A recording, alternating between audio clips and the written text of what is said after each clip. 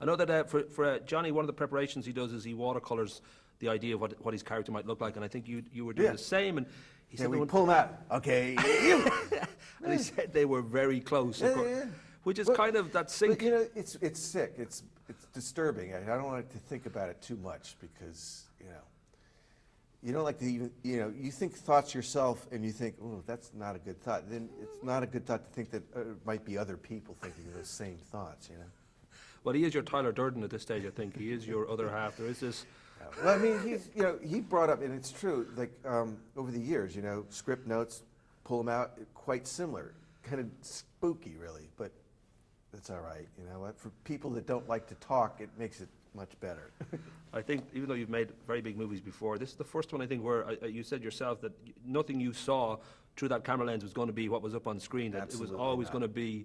I think somebody said 90% green screen, which is a ferocious amount. That maybe that's not a right figure, but was that something that I don't know whether you got sleepless nights or whether it was just always you just throw yourself in there and get through the it? weirdest thing about it was it's like the opposite of making a film in terms of like the procedure. You shoot the film and then you spend 6 months editing or whatever.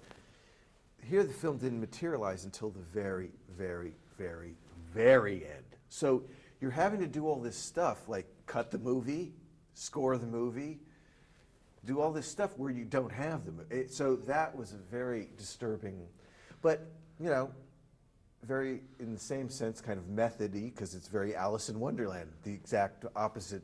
It's not, everything's off base. So the process and the material worked beautifully together. There is that belief that this is one of those sort of cases where the director and the source material are a perfect match. And I was just thinking for you especially, that Barton Fink thing of people just believe we want more Barton Fink. We want Tim Burton. We want that sense that what Tim brings to something, whether that's something. A little goes a long way. I'll take a rest after this for a bit. But I don't know.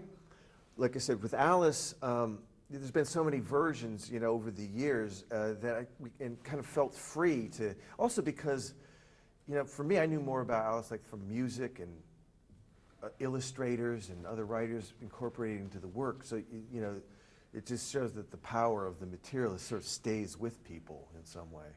For you and Johnny now at this stage, this is your seventh film together. That sense that you obviously know each other very, very well. You're very connected. Johnny's godfather to your Billy Ray, your son. That sense that just knowing each other so instinctively, is it important to surprise each other? I don't know whether. Yes. Yeah, I think maybe Johnny wears PVC underwear. But that's what any artist. Yes, absolutely. And I think that. But whether it was with me or with anybody, and I do the same thing. You want to do that anyway. I mean, he's not an actor who wants to just be the same. Some people, they have a career based on kind of being them, I knew from the beginning he wasn't that way. So, that's his thing now is like, okay, what new kind of character? Because he doesn't like repeating it, so he don't want to do that. I don't want to do that. So we always feel like, okay, this, and that's good because it's like, you can go that many times, so it's kind of ups the ante for ourselves a little bit of like, okay, show me something else now. Come on, do it. I got to wrap up my last question. The fact that Johnny is pretty much Elvis right now, you guys have complete artistic freedom, I would imagine, when it comes to doing what you want to do, which is a curse in a way, I think. You think so? Well, I would think you have a lot of freedom, and that's obviously, freedom comes with a price too, because you can basically have to make decisions. Nobody's going to stop you taking a left. It's funny. I've learned this over the years. It doesn't matter if you're doing a low-budget film or a big-budget film. There's always there's always something. It's the nature of it. It's not like you're there doing a painting and okay, that's it, boom, end of story. There's just so many elements that make it surreal and problematic and fun and everything. So, you'd be surprised